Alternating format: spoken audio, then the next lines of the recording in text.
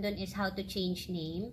Change name kasi lalagyan ninyo ng tag or ng family tag ang inyong name para pares kayo, para uniform kayo. Later on, after this, i-discuss ko sa inyo kung ano yung family at anong agency, anong pinagkaiba nila. Alright? Okay, so kapag nakapag-change name na kayo, alam nyo na lahat, napanood nyo na tong video, pwede nyo to panoorin ng hanggat kahit ilan, paulit-ulit, just to make sure na alam nyo na yung gagawin ninyo. Saka kayo mag-live. Saka kayo ngayon sumugod sa Bigo. Kapag armed na kayo. Diba? Bawal sumugod sa gera nang wala kayong armas.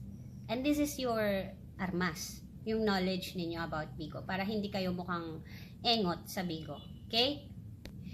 And kasi, nasanay na rin ako na in 6 years dito sa Bigo, almost 6 years dito sa Bigo, we are producing mga maayos na host. Quality na host. So, ikaw lang ba ang sisira nun? Papayag ka ba na ikaw lang ang sisira ng agency namin? Nakakahiya naman, di ba? Natin pala, agency natin. Di ba? So, make sure na ikaw mismo sa sarili mo will be a quality host. Okay? Alright, so kunyari nga, ayun na, alam mo na lahat ng gagawin mo na kapag accept ka ng invitation, nag-accept ka ng invitation sa recruitment pa lang, no? Nag-send ka ng picture, ng screenshot, nag-fill up ka ng form. May form kaming pinapa-fill out sa paglipat nyo ng GC. Record nyo yun para ma-encode namin kayo sa system. Pag wala yun, hindi kayo ma-encode. Bali, wala lang din. So, sundin nyo nga lahat ng step by step. Balik kayo dun sa 3 golden rules ng Box PH. Okay? So, pagkatas nyo ma-fill out ang form, join kayo dito sa FB group, diba? Tapos manood ng video, mag-audition, and then, pwede na. Okay? So, after this process, or baka after nyo palang mag-sign ng form, mga 1 day after ninyo mag-sign, mag-fill out ng form, magkakaroon kayo ng sign with us. Okay? This is the time na mag-fill, isasubmit ninyo yung personal info ninyo kay Bigo mismo. So, ang sign with us, it is your contract, no? Contract between you and Bigo Live. Not you and the agency. Magkaiba yun, ha? So, sign with us, ito yung importante para kayo maging official host. Kailangan masubmit nyo to at ma-approve kayo. Kaya ako sinasabing sundin ninyo yung step by step ng instructions. Huwag kayong, ano po next, anong, pwede ko na bang gawin to? Hindi pa. Kung ano lang yung nakalagay doon, yun lang. Kasi may mga tao na sa recruitment pa lang, kung ano-ano na pinipindot. Meron silang napipindot doon na be an agent. Hindi yon, wag niyong pipindutin yon. Wala kayong isasubmit na information nyo doon. Mare-reject lang din kayo kasi pag nilagay ninyo Vox PH Agency, ano na yon, existing na yon. Hindi kasi yun yung i-fill out nyo. Hindi yun yung sign with us. So, ipapaliwanag ko kung ano yung sign with us, ha. After ninyong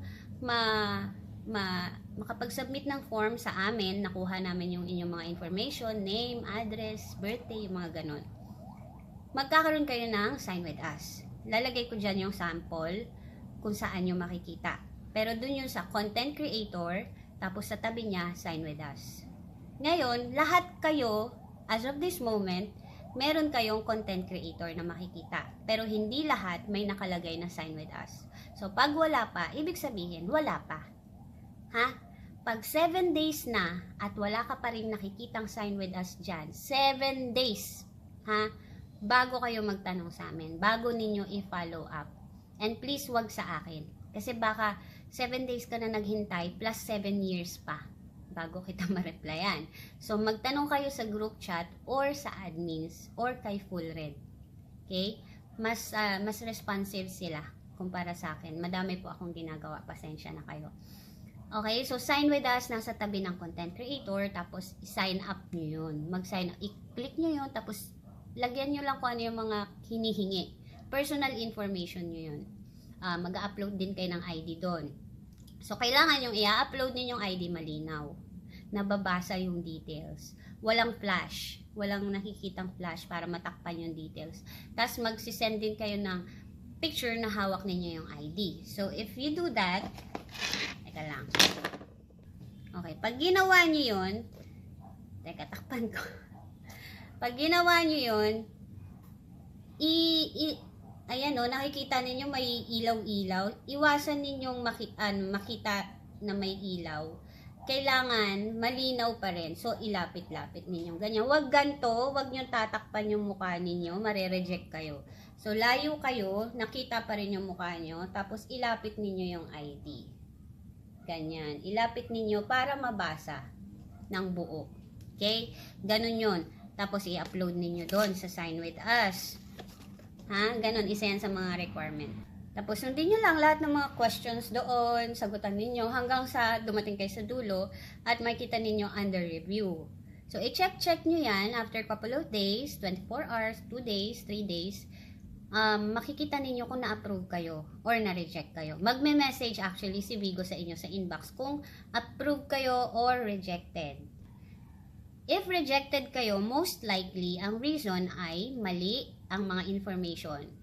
Kadalasan, mali ang Vigo ID na tinype. Mali ang ID number. Magkaiba yun ha, Vigo ID at saka yung identification number. Vigo ID, makikita yan sa profile nyo. Ang identification number, nandoon sa ID ninyo. Or, ang kadalasan na reason ay malabo yung picture na sinend nyo. Magkaiba yung information na nasa ID at yung details na fill up nyo. Magkaiba yung mukha mo sa ID. So, make sure na ikaw yun. Huwag gagamit ng ibang ID. Just in case ma-reject, ulitin nyo lang. Pero, huwag nyo nang i-upload yung the same picture na in-upload nyo nung una. Kasi ma-reject lang din ulit kayo. Inulit nyo nga. Inulit nyo rin naman yung sinubmit nyo. So, dapat panibagong picture na. Yung mas maganda, mas malinaw at tama. And once ma-approve kayo, ma-verify ninyo na approve na nga kayo, punta kayo sa wallet, beans, tapos sa baba, may live data. Pag nakita nyo na yung live data, official host na kayo. Okay, speaking of live data, ito yung inyong record. Diba pumunta kayo ng wallet, beans. Yan yung beans wallet. Nandiyan dyan lahat ng naiipon ninyong beans. Lahat ng nare-receive ninyong gifts, beans, nasa beans wallet. Ngayon, yung live data, pag pumunta kayo sa live data, record nyo yun. Para siyang passbook. Para siyang bank statement ninyo. Ha? Nando doon lahat ng total beans, total hours, total days na nagawa ninyo sa buong isang buwan. Okay, starting first day of the month, 12 a.m. hanggang sa current na day. Nando doon sa live data. Record lang yon. So, pag may nakita kayo, kasi ang nangyayari ganito. Kunyari, meron kang 10,000 beans nasa beans wallet. Naka-receive ka ng 10,000 beans. So, automatic recorded siya sa live data mo ng 10,000. Diba? Para alam mo na naka 10,000 ka na. Kaso, bilang ikaw ay generous, namimigay ka sa mga kapwa mo host, nag-exchange ka ng beans mo, 5K. Nag-exchange ka into diamond. So, 5K na lang yung nasa beans wallet mo. Yun na lang yung pera mo. 'Di ba? 5,000 na lang. Pero pag chinek mo yung live data mo, 10,000 pa rin na nakalagay doon. Ibig sabihin, nasa 10,000 ka pa rin na beans level sa quota. Kasi may quota-quota tayo dito. Makikita nyo yan dito sa FB group din. Yung table ng salary. Okay? So, magkaiba ang beans wallet sa live data. Wala rito yung sinasabi nilang bumabalik, nadudoble yung beans pagdating ng sahod. Hindi ganon. Walang ganon. Na nadudoble yung live data, bumabalik yung live data sa beans wallet, na may nawawala, kulang. Walang ganon ha. Basta live data is record lang, beans wallet ay wallet. And if you wanna know if tama yung na-receive mong salary pagdating ng salary day, meron tayong table of salary or quota na tinatawag. Doon mo makikita kung magkano yung dollar equivalent na dapat mong ma-receive. So, take down this one. 210 beans is equals to $1. Kailangan nyo yan. Pag mag-check kayo, pag magko-cross-check kayo ng earnings ninyo. So, example, $32 yung salary mo. Paano mo malalaman kung ilang beans yun? I-multiply mo yung $32 into 210 beans. Yung sagot, yun yung dapat na ma-receive mo na beans. Kasi dito sa Vigo, pag sasahod na kayo, marireceive nyo siya as beans. So, from your beans wallet, ika-cash out natin yan. Okay?